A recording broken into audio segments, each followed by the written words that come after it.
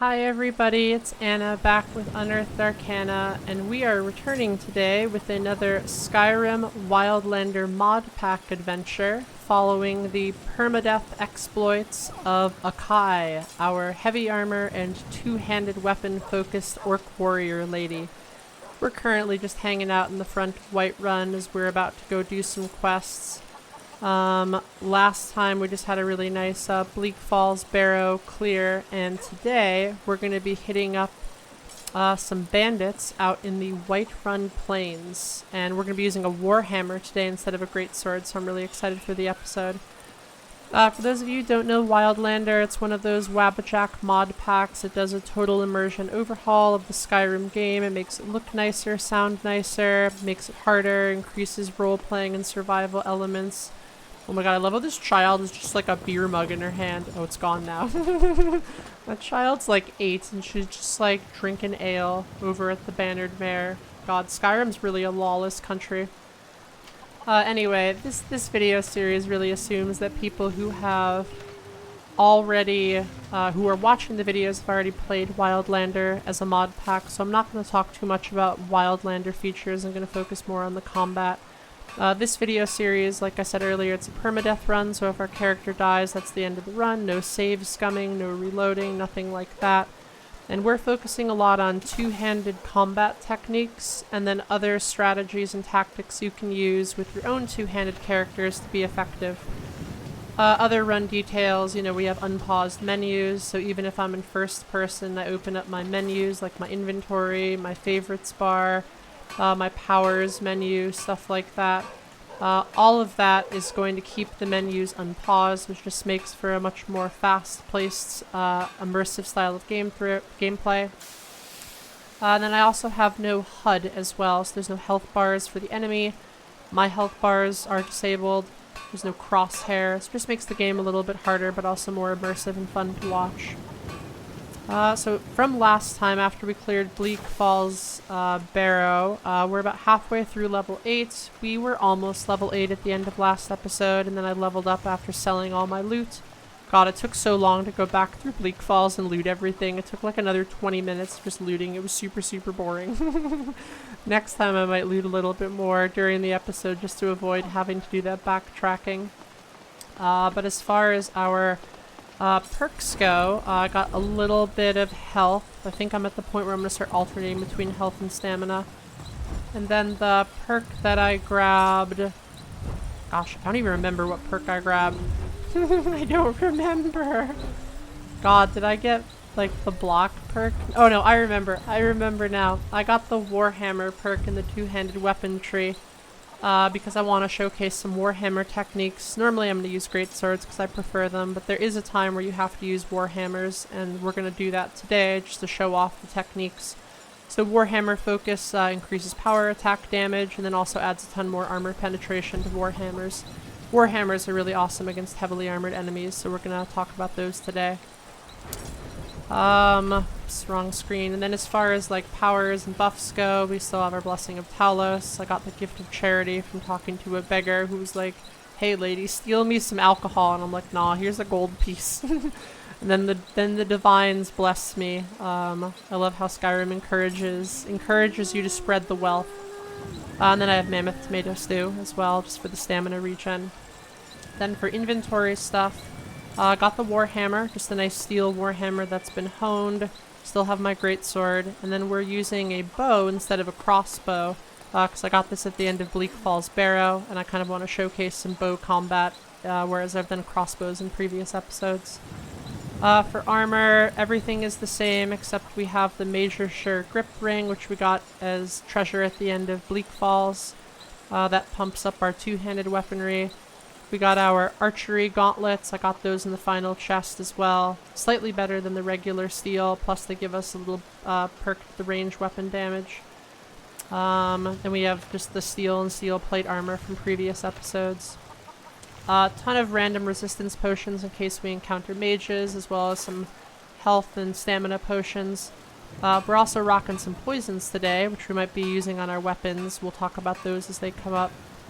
Got some knock scrolls so we can open up chests. You can get those with the Khajiit merchants or any of those like little merchant guys that are wandering around in small caravans of 3. Bunch of food, beef stew, chicken dumplings. Beef stews for health and carry weight. Chicken dumplings makes our 2-handed weapons hit harder.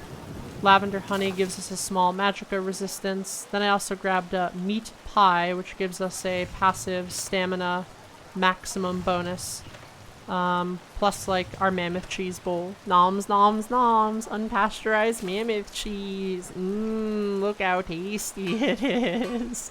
Anyway, that's still really good for passive regen. And then no real changes to skill books or keys or miscellaneous items. Okay, so as far as today is going to go, definitely going to be rocking this heavy warhammer, and we'll talk about techniques as we go through the day. And then we're going to be heading over to the Silent Moons camp. I got a bounty bandit from Hulda, the innkeeper at the Bannered Mare. Yeah, so Balgroof the Greater says that the bandits at Silent Moons camp have been causing all kinds of chaos. So the Jarl and Preventus Avenici, his steward, want us to go kill the leader. That actually works out really well too, because I had a request on the Discord channel from one of the players there, Monica, asking to do a Silent Moons clear. So Hulda, Jarl Balgroof, and Preventus Avenici all agreed with Monica and gave me that quest. So we're going to go off and we're going to do that quest. And we're also going to grab a horse from some skooma drug dealers before we actually hit Silent Moons. That's our agenda for today. So I will rejoin you all on the Whiterun Plains as soon as we get out of the city, and then we'll go grab our horse, then we'll go fight some bandits. So I will see you all in a second.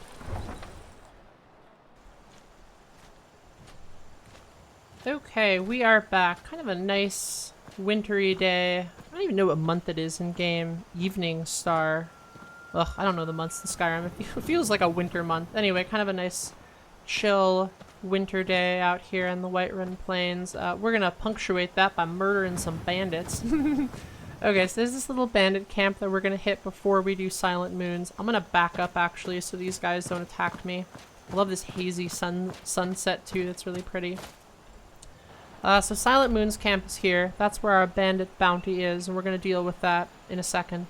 First thing though we're gonna do is we're just like slightly northwest of the Dragon's Reach icon on the map, and there's a little cave here where some skooma dealers hang out.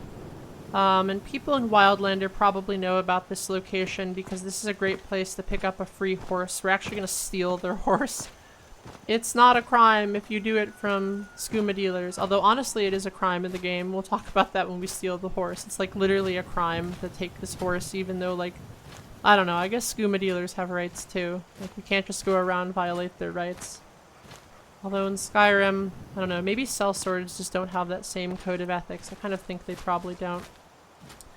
I had the beef stew, some chicken dumplings, and some lavender dumplings as well, so we're pretty stocked up on buffs. We are cold, which I don't love, but in the like 15 minutes since we were walking from Whiterun over to this bandit camp, we actually regained Berserker Rage, so that's cool, so we have that. Okay, so let's talk about bows as we get into this. So with crossbows, it's really easy to aim crossbows because they have like a sight alignment that I actually have a mod installed for.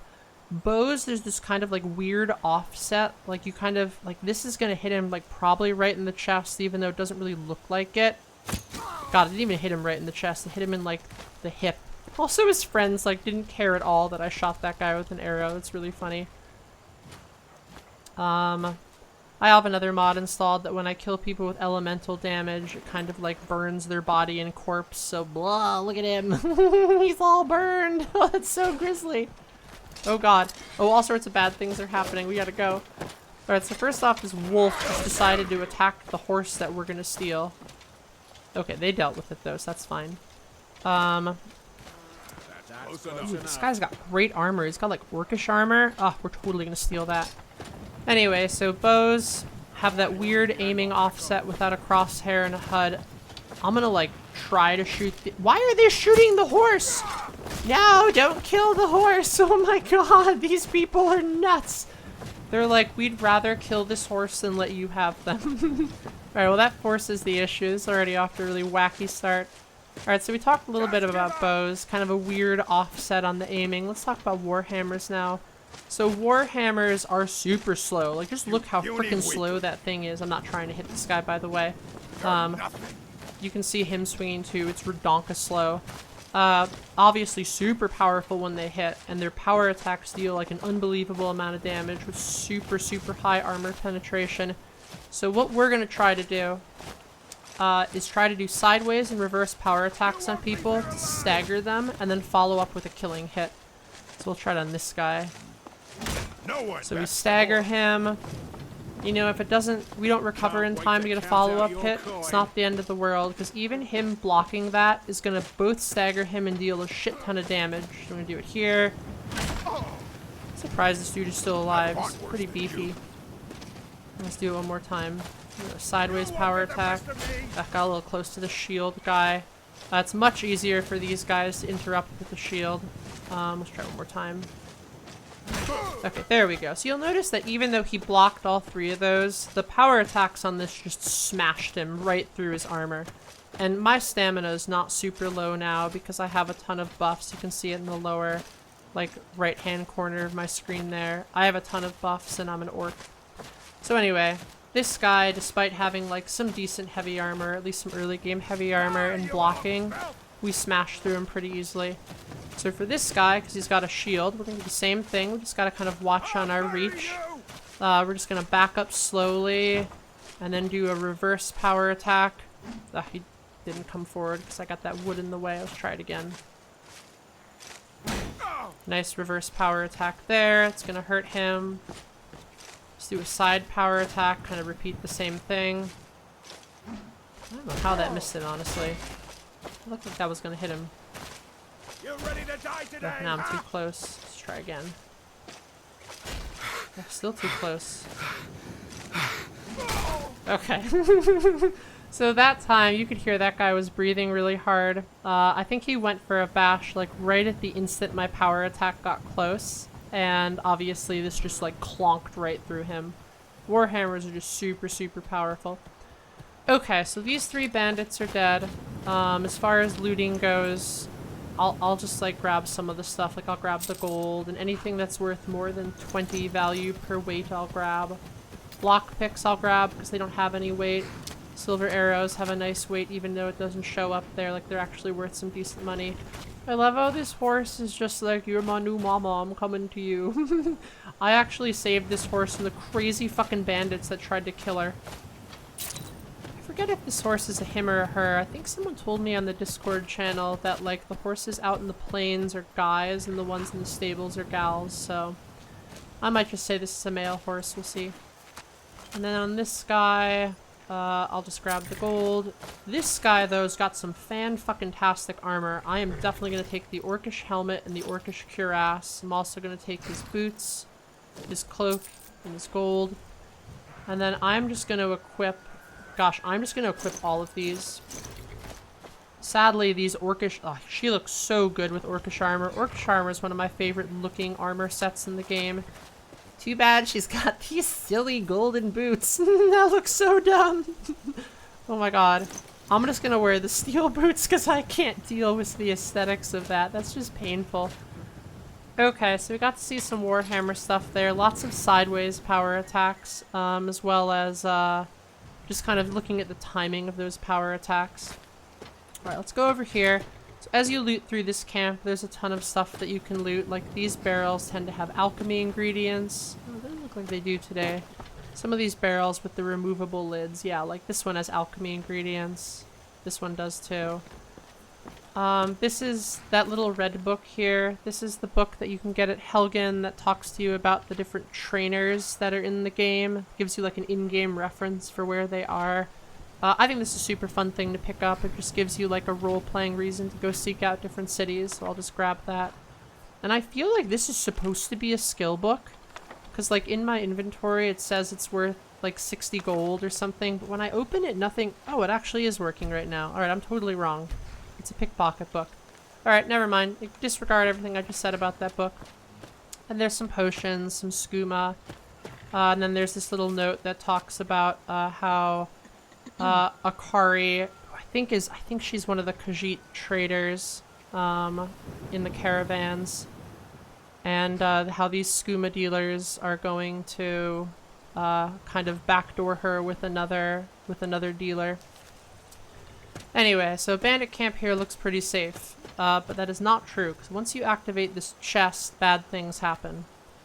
Oh look, I can't open it. That's okay, let's get our scroll out. Oh, I hear people. Oh, they're attacking the horse! Stop attacking the poor horse! Alright, so these bandits spawn as soon as you activate that chest. Obviously we're gonna kill the archer first. We're just gonna use our bull rush. Sponk. Oh my god, I'm sorry I didn't kill that person. Alright, now that person's dead. Ooh, got a little caught there. Alright, so we had a really nice bull rush there. Our bull rushes are gonna start to be really, really effective because our character's just gonna weigh a ton. I love how these two have just like the slowest weapons in the game, and I'm just like talking while moving away. Ooh, kind of got a little caught on the wood right there. Okay, so we were talking about sideways power attacks with the warhammer. Let's talk about another technique, which is that chopping down the tree technique we were discussing in the first episode. Time to die. Basically, as long as I keep these people at the end of my range, I don't even need to hit them. I can just hit their axe. God, that just killed her in one hit. This thing hits so freaking hard. I'll do it on her too. So even though she's blocking, it doesn't matter because the armor penetration is just so high on these things. So if you're using a warhammer, you can use those sideways power attacks to try to get them, stagger them, deal a ton of damage even if they block. Or if you really just want to kind of work them down, you can literally just clonk them. Clonk. Clonk. Until they die. So that's also an option. And even if they block, it's not going to matter because there's so much armor penetration. I'll just grab a few things off these dead people. Okay, so the next thing we're going to do is we're going to actually go adopt this horsey. Before I do that, let's open up the chest. So these are those knock scrolls. The rank 1 knock scrolls open up adept chests, and then the rank 2 open up expert chests. Then we'll take all this and just sell it at some point in time. Oh my god, my character's like full on carry weight. I just took some damage there. I'm gonna use this healing poultice. Okay, let's hop on our horsey and we'll talk about adopting this horsey. This is a question that always comes up on the subreddit. So the funny thing is, when I hop on this horse, we go to our crime stats. The horse is stolen! No! We stole the horse! Like I said, drug dealers have rights in Skyrim. You can't just steal their shit. So that does count as a crime. I don't really know how to fix that other than like console commanding it. But once you steal the horse, what happens is, right now this horse is not actually my horse, which is why the horse is walking away. Come back, horse! And if I try to sneak and activate it, it doesn't adopt the horse. And that's typically how you adopt a horse. And the reason for this is because we're still in the same cell. I find the best way to fix this is to run to the closest cell that is not the same cell we were in, which is going to be this Whiterun watchtower. Which incidentally also has a bunch of bandits we can fight. Oh, that's a fuck ton of bandits. There's like a mage there too. Yikes! Run away! Oh no! Okay, hold on. We gotta reset this. Holy shit, there's a lot of bandits here. Oh my god, and my fucking weight? Oh, this is so bad. My character's like... we're gonna have to drop some shit here so we can actually move. Charge! Oh, this is a mess! Oh my god, I like almost died by fucking jumping off that ledge. This is such a mess. I had to use a healing potion. Look at this guy right here. Run him down! Prepare for bonking. Bonk! His head came off. Oh, that's amazing. Oh, I think the guards probably killed everyone else. Or did they? Yeah, they killed everyone else. Okay. Oh my god, we bonked that dude's head off. That's amazing. Okay, that was a fiasco. I took way too much damage just like straight up jumping off of this and just like Ramboing into battle. God, this is like, I don't know, I'm not gonna do it again.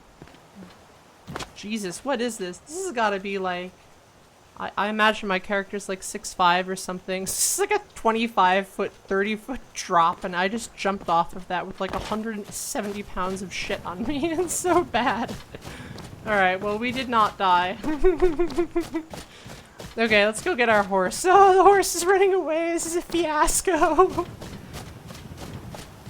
Oh, what a fucking mess. I have come to expect fiascos in my recorded runs, and this is no exception. I feel like we're gonna have to steal this horse again. This has gotta be like the 3rd horse theft we have in our stats. Let's look. God damn it! 3 horses stolen!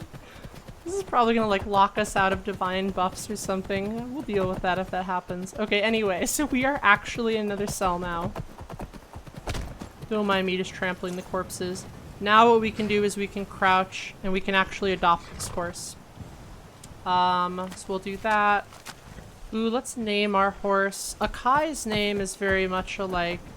Oh, super interesting detail here. So you can see there's a second horse over there to my right, and that's because when you adopt horses, it actually replaces the horse that you're adopting with an identical copy with the new name. And then it will despawn the other horse. I don't know why it's showing that right now. The screen is supposed to be black, but it's not right now. Anyway, I named Akai after, I think, like a female samurai character. So I'm gonna name this horse Musashi in honor of, if you've ever seen Cowboy Bebop, there's this one episode with a horse named Musashi, so I feel like this is a good homage to that. So we'll do that and then that horse despawns. Okay, so now we have Musashi, the horse. And she's got 2 saddles, it's really weird. Okay, so after that fiasco, we got to see some Warhammer stuff, we got to see some knockdowns, we got to see me, like, clonk off some dude's head even though he was already knocked down. It was really violent. And Akai's got some awesome armor. So overall, a fun start to the episode. Alright, so what I'm gonna do is I'm gonna loot these guys. I'm gonna quickly, like, hop in front of the fire. I'm actually warm right now. Okay, so what I'm gonna do though is I am gonna loot these guys. I'm just gonna get organized on this horse because I have like a bunch of shit on my inventory and like I dropped some fucking items back here. Yeah, like I dropped this cuirass. There was another item I dropped. I'm never gonna be able to find this. Cause my carry weight was too high, so I had to drop items in the middle of combat. Anyway, I'm gonna organize items and shit like that. And then Akai and Musashi will rejoin everybody at Silent Moon's camp, so I'll see y'all in a second. Akai looks so amazing in this orcish armor. Just fucking look at that. It looks so good on her, especially on like the orc build with like their big arms and their shoulders are huge. God, she's such a badass. I just love how the orcish armor looks generally. This is one of my favorite cuts of armor in the game. Gotta get focused in though. Can't just be talking about aesthetics when we're about to fight all these bandits. So I left my horse, Musashi, over at the Whiterun gates because when I tried to run Musashi across the plains at night, we got attacked by like a bear and a fucking saber cat and a pack of wolves. Anyway, I decided if I left Musashi out here, he was gonna die. So I left him at the gates, then just ran here, and I still got attacked by a bear. You can see it's like a little bit of damage to my health bar in the lower right corner. Overall, uneventful trip here. The bear fight was over pretty quickly. I kind of just carved that thing up, and now we are going to clear out Silent Moon's camp. So Silent Moon's is one of the bandit camps that are in this little like ring of bandits, bandit strongholds in the Whiterun Plains. I think this one is the second hardest after Valtheim. In some ways it's harder because Valtheim tends to not have a lot of mages, but Silent Moon's has almost always one mage, and I think often it has 2. And depending on what those mages spawn with as far as scrolls and staves go, they can be really scary.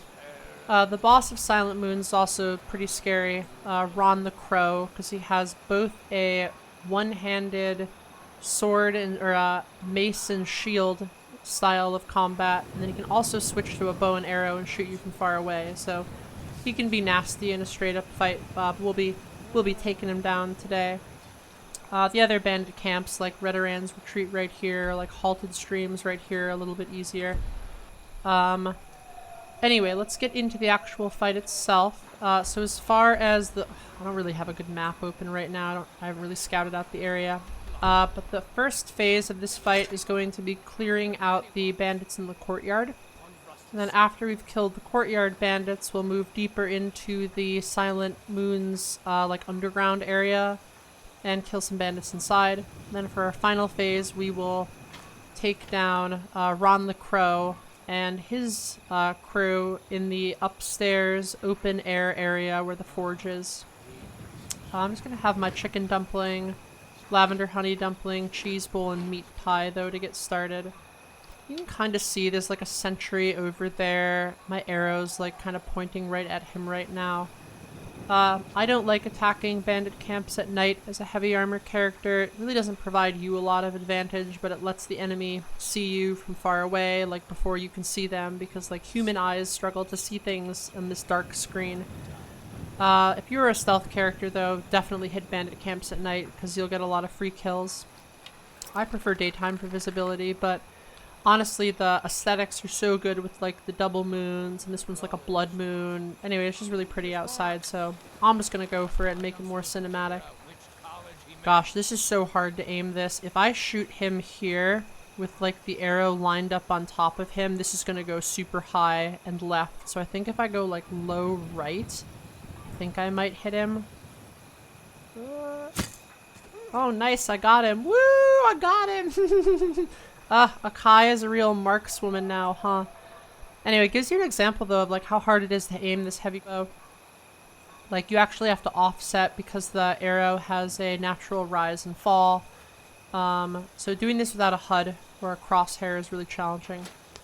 Okay, let's clear out the rest of this area. I'll kind of move off of cover a bit. Realistically, I'm not going to be able to make any of these shots, but I just want to see if I see anyone. Might be someone up there. It might be up. I can't really tell. I don't see anyone really obviously though. Let me keep kind of just slowly moving. I don't see anyone on the stairs. I don't see anyone over there. Let's keep moving. Oh, there's someone. Oh, and they see me. Okay. I don't know. Maybe I'll just try to shoot him. We'll see what happens. Nope, didn't get him. Honestly, it looked like he dodged it. It wasn't a bad shot. Alright, we're just gonna run this guy down and then kill him with the warhammer. Oh fuck, there's a mage. Yikes! Back up. Okay, that changes things. Alright, let's pop a stamina potion. Let's pop a health potion. Let's pop all of our elemental resistance potions. Let's also pop our spirit wolf and send that out as bait. Okay, there's where the mage is. Shit. Let's close the gap. Ugh, okay, I just had to eat 2 of those hits, which I'm not super happy about.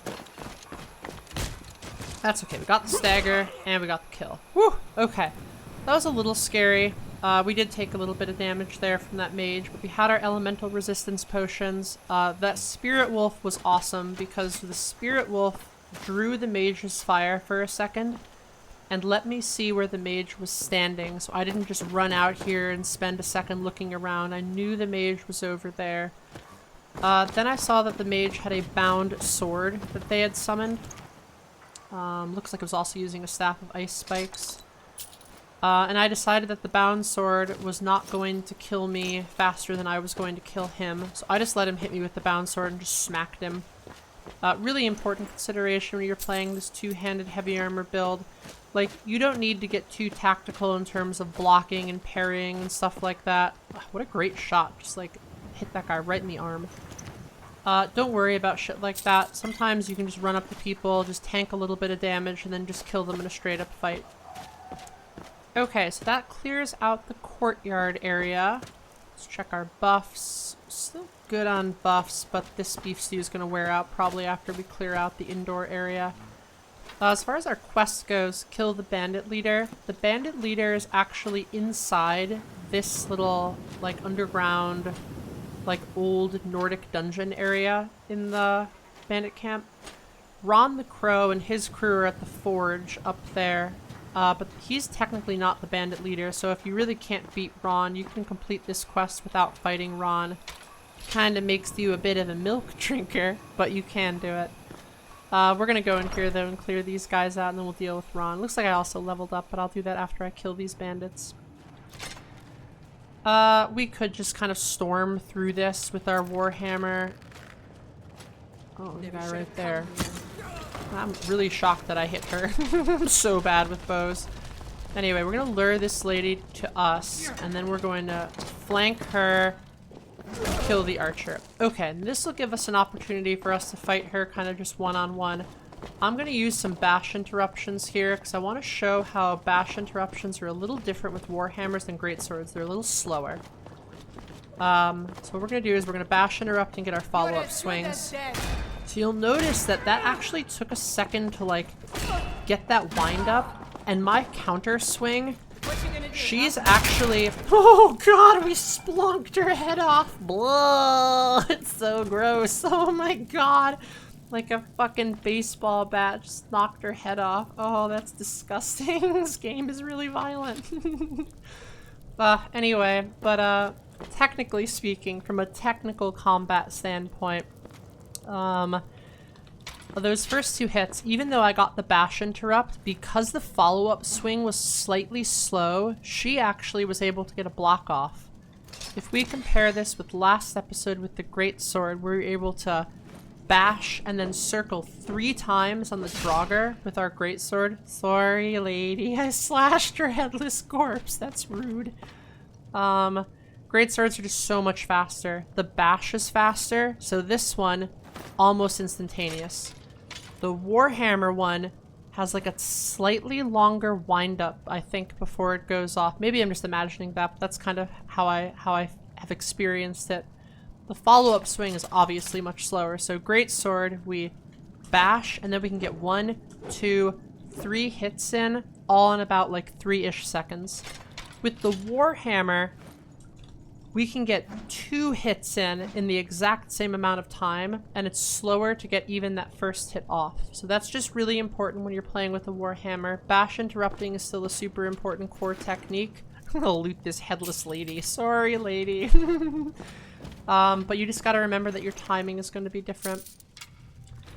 Okay, I'm just gonna take some random shit here that looks like it might be valuable.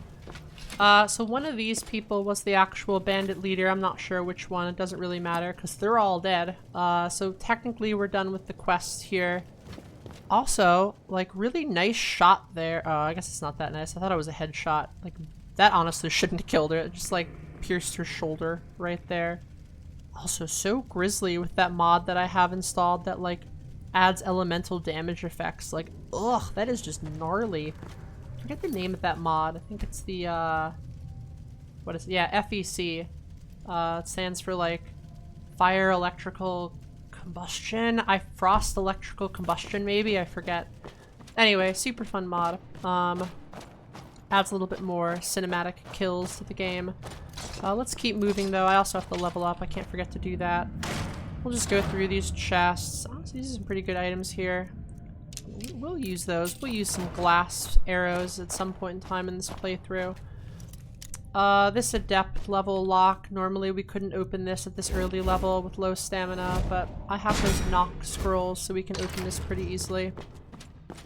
And then this is also an adept level chest. Honestly, there's not a lot of great items in here typically. Like, it tends to be pretty crappy. Yeah, just some gold. There's some random loot here. I think this is like a decent alchemy ingredient. Yeah, that's troll fat, which is like a slightly better alchemy ingredient than you normally find. There's some more alchemy ingredients here. It's like a stamina poison here. The big score down here are these fortify potions here. These are fortify magicka potions, fortify stamina, and this is a mix of fortify health as well as it looks like a really good fortify health regen. Yeah, it's a really good health regen potion. You can also see there's like this green mace down here. This is a lunar steel mace. This is one of the early game fire weapons you can get. I don't think these are very good. Like, they don't deal a ton of damage from what I've experienced. So I tend to not use them. But if you need a quick fire weapon in the early game and you don't have enchanting, this is a way that you can get them. I'm just gonna leave this in this crate though for someone else to find in the future. Then we're gonna ascend through this ladder and we're gonna kind of come back out into the courtyard. We'll clonk open this last chest here. Surprised that didn't work. I'm not gonna worry about it, I don't really care. Okay, now we're gonna get ready for the Ron the Crow fight. First thing I'm gonna do is I'm gonna level up and get a point in stamina here. I'm just kind of alternating between health and stamina right now. Honestly, I don't love a lot, like, we don't need any of these perks. We're doing pretty well on our build. We're good on two-handed, nothing great on marksman. I'm just gonna get block powerful bashes perk. Like, there's a chance we use this against Ron, and we'll need it later for other enemies. So I'm just gonna get this now. We might not use that against Ron though. We might not need it. Alright, let's get Musashi. Ugh, I love Musashi. Just like the magical horse appearing inside of this little area, which is honestly fine, because this is exactly where I'm gonna dock Musashi for this fight. Then what I'm gonna do is go over to Musashi and grab... I think I'm just gonna grab the beef stew, and I'll grab another mammoth cheese bowl, because I'm sure those have worn off. And then I'll put some of this random loot on Musashi, because I'm not gonna use it. I may end up using these arrows though, so I'll hang on to those. Don't need troll fat.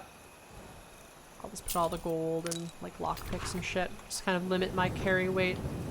Okay, then we're gonna have the beef stew, the mammoth cheese bowl. Then let's also have this health regen grate and this fortify health good potion. And I'm gonna hotkey these poisons because we may end up using these in the fight. I may end up using this iron flesh. We'll see. We'll see how the fight's going. If I start falling behind, I'm going to use that iron flesh. Okay, so Ron the Crow. Let me turn my lantern back on. Ron the Crow has a kind of up close and personal, like I was saying earlier. He has the mace and the shield. And then, can my horse follow me? I really do not want my horse to follow me. Okay, good. Horse is staying there. Has the up front close and personal mace and shield combo. He has tons of perks, and his mace is an orcish mace, and it's very tempered. If that hits you with a power attack, even though I'm at 250 health, that could realistically kill me in one hit. It'll definitely kill me in 2 hits, so I just gotta be really careful for that. This is one reason that I'm like somewhat tempted to use that iron skin potion or scroll, but I'm not gonna use it right away. Also up here are going to be some archers. There might be a melee person, and there might be a mage up here. If there is a mage, we're going to try to kill the mage first, and if not, we're just going to work down the archers. I'm going to pop the stamina potion, and then as soon as this fight starts, I'm going to pop the crude potion of two-handed, so I deal a little bit more damage. Okay, so there's the two-handed. Let's see who comes out of here first. Alright, so this is just like random lady. Ooh, Ron almost tagged me there. The only reason I'm alive right now... Yikes, is because I corner cut on Ron. Ron is fucking scary. I gotta move. Alright, so that was a really good example. I might actually kind of highlight that in the replay of corner cutting on Ron, even though I was kind of like right next to him. Because I did that corner cut on Ron, he didn't kill me with that power attack, which probably would have killed me. I think everyone's dead except Ron. Let me come out here to just kind of reset this fight. Okay, so anyway, I was able to do a nice corner cut on Ron back there, so I didn't just immediately die to his power attack. I just put some poison on my warhammer, and I'm going to lure him out to a flat area and fight him here. When he's on that uphill ramp over there, he has slightly greater reach than I do, and I just got to be careful for that. I'm going to try to get a bash interrupt on him, and then hit him with the poison to kind of open up the damage on this guy. So there's the bash. He actually got the block though. Let's see what you've got. Alright, that's too bad. Alright, let's try to get a power attack here then. Not so Good fast. hit, but we're not going to be able to get the recovery swing in time. I am going to pop another stamina potion though. I'll carve you into pieces.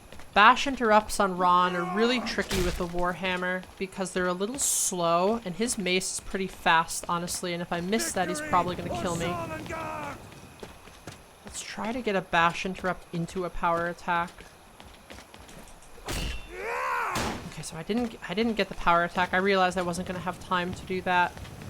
So what I'm going to do here... Oh, I do not want to be in that corner. Yikes! Okay, I'm going to run over here, and I'm going to do some rear power attacks on this guy.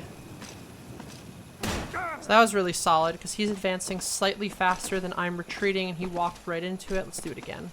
You think you can take me? Got another one. If I time this wrong, he's going to get a bash interrupt, though. Let's get the stamina potion. Let's try for the sideways power attack. Ah, very clean. Okay, so this is a great example of why warhammers are so strong.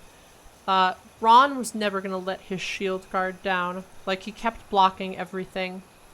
And I was not fast enough with the warhammer to both get the bash interrupt and then get a full power attack. Sorry, buddy. Keep hitting people's corpses. But what I was able to do is get these sideways and reverse power attacks that he just walked into. He was already pretty low on stamina. I wonder if it shows me what his stamina value was at the time of his death. Yeah, it actually does. 50.79. So we worked this guy down over the course of the fight, kind of outlasted him with stamina. So by the end of the fight, he wasn't really able to effectively shield bash or swing, which means that our sideways power attacks were going to deal a ton more damage because his stamina was low, and he wasn't going to be able to interrupt them. So anyway, really clean example of how to fight these kind of heavier armored guys with warhammers, at least when we have a warhammer. Using power attacks, use bash interrupt, be cautious with them, because as you saw there, I would get a bash interrupt on Ron, but then by the time I got my follow-up swing, he was already ready to block. So that's not very efficient for me, because I'm using a stamina on this, I'm using stamina on this, and I'm not dealing a ton of damage. Whereas the power attacks were dealing a ton of damage. I was able to kill him with like 3 or 4 of those, so prioritize power attacks with warhammers, especially against heavy armored guys, because it'll just blast through their armor. Okay, let's do some looting. I love how Ron the Crow, this like bro-ish dude, I want to see his face. He always has the best facial hair. I think it's randomly generated. I'm just like manhandling this guy's body. Akai feels real bad. There we go. Let's take a look at Ron's facial hair. Ah, he's got the little like shock of silver goatee. He's also like such like a history buff dad. He's got his like full unabridged History of the Empire volumes. And he's just like big broin dude. This is the kind of dad that if like I don't really go to the gym, it's not really my thing, but if you're a gym person, this is the kind of dad you run into in the gym. He's like 40s or 50s. He's got the silver hair, he's super buff, but he really likes history. He also is like really like not very kind to his lover. Like there's this letter to Ron on him from Farava, who I actually think is a bandit you can find at another bandit camp, which is really fun. Anyway, and like Farava's complaining that like she just wants a hug from this guy, but he's probably too busy like mansplaining to her like how strong he is and like how to use a hammer and a mace and telling her about the unabridged history of the Empire. Anyway, Ron's just a fun character, just some fun environmental storytelling here. Those are the steel shock arrows. We never got to really worry about those. And this is his mace, the orcish mace bouncer. And when this thing hits you with a power attack, it just does so much freaking damage, it'll kill you really quickly. I will take his history for whenever Akai gets a house. We'll put that there in his honor. And honestly, this guy fought pretty well, so I'm gonna leave his armor. He's earned that, but I will take his weapon as a trophy. Then over here on this table, there's like a heavy armor forging book. Yeah, this one's the heavy armor one. And this is a skill book, just increases your smithing technique. And these people here, nothing too great. These two kind of... Gosh, Staff of Paralysis. I am so glad that the NPCs don't use this on me, because the Staff of Paralysis would have definitely killed me. There's like nothing I could have done against that. Alright, then the mage just had a few items here. Like I said, I'll probably talk about this in post-production, but there were some really nice examples here where Ron missed me with some attacks, and the reason he missed me, partially it's because he missed, but there's also some gameplay stuff that I'm doing that causes him to miss, which is about using sideways power attacks and constantly moving. When you stand, like, face enemies and try to just use, like, forward swings like this, or even worse, forward power attacks, you can end up in very predictable movement patterns, and then it's really easy for the enemy to hit you. By using more lateral movement, you can keep moving and keep repositioning, maintain damage, and then not get hit by them on follow-up swings. More lunar weapons here. This is a light armor forging book. It's kind of the companion piece to the heavy armor one we picked up. And then this is just the notes on how to use the Lunar Forge. I'm sure Ron wrote this. This is like Ron's life work here, was like getting this forge going. He's like the blacksmith dad. Oh god, this is a particularly wretched final chest. There's like nothing good in here. We'll just take that and just be happy that we killed Ron. Okay, so that is the end of the Silent Moon's Bandit clear. Honestly, a super fun episode. We got a horse. Akai's got some awesome armor. We managed to fight Ron and show off the warhammer. I probably will not be using the warhammer a lot in this series. I'm gonna stick with the greatsword. I like it a lot better. But when we eventually get to certain enemies, especially Dwemer ruins, we will switch back to a warhammer because it's really good against Dwemer constructs. So this is not the last time we'll see a warhammer, but I'm going to switch back to the greatsword for sort of the foreseeable future. So thank you everybody for watching. Like I said, I am going to do a little post-production on this to comment on a few little areas, little tactical things that are worth pointing out. But otherwise, I will see you all in the comments, either here or on Discord, and I really hope you enjoyed the episode. Talk to you in a second in the post-production, and I'll also have to figure out what we're doing next time with Akai. We'll probably maybe kill some more bandits. We might go on to kill some like harder enemies. We'll have to see. Anyway, thank you and see you in post-production. Bye. Okay, let's do some quick after-action breakdowns of a few things that happened in the fight with Ron and his crew. First thing I want to talk about is lateral movement, and we're going to highlight this with the moment where the Dunmer warrior charges through the door to the forge. Dunmer lady is going to charge through, and I'm going to see that I have the opening to probably kill her at the very end of her lunging power attack. Now, I could probably stand still and hit her. I might even be able to do like a running power attack or a sideways power attack. But I decide to move laterally. I move to my right to get closer to her and step offline of where I currently was standing. And because I do that, Ron comes in with his own lunging power attack aimed at the exact place where I was standing when he came through the door. So if I hadn't done the lateral move there, Ron would have hit me with that power attack and definitely would have hurt a lot and maybe even have killed me. So just really important to continue to use lateral side-to-side movement and always keep moving in a fight, even with a heavy armored character. Okay, a few seconds later, this Dunmer mage casts a spell and I realize that he's going to have lowered defenses for a second, so I go for the kill on him. But when I do that, I kind of screw up my movement and I actually backpedal after I kill him.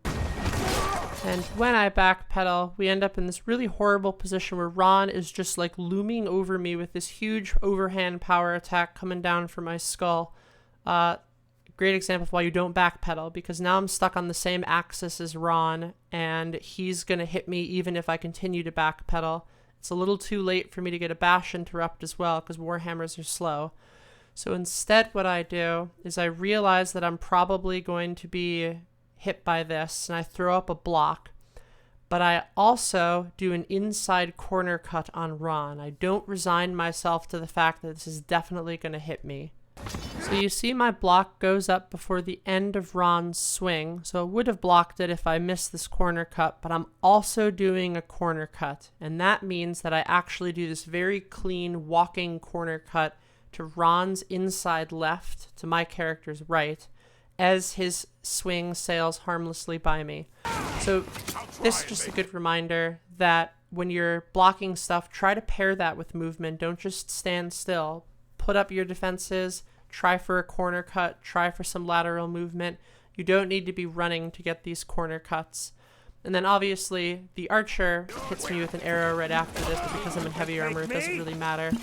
This is another advantage of the heavy armor build, is even though I avoid Ron killing me, I still eat this arrow a second later. In the lighter armored build, that could have dealt a ton of damage, but because I'm doing heavy armor, it probably deals barely 10% of my health, and then I'm able to charge down the archer and get the kill there. I love a challenge.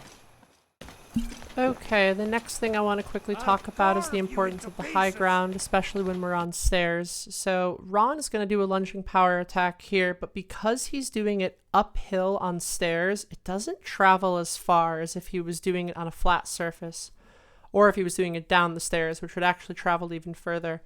And the reason for that is because when you're moving upstairs, and you've probably noticed this when your character's moving, there's a tiny bit of your movement that's spent covering the vertical distance of each step.